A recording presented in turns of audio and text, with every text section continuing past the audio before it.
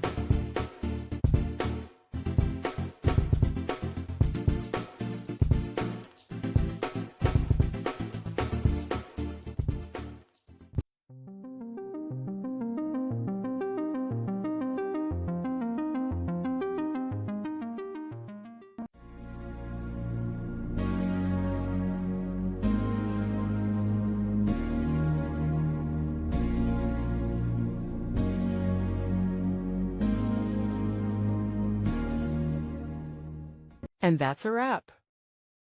I hope you found the answer you were looking for. If you did, take a second to hit that subscribe button. It really helps out. And let me know in the comments which solution worked best for you. See you next time in the debug zone.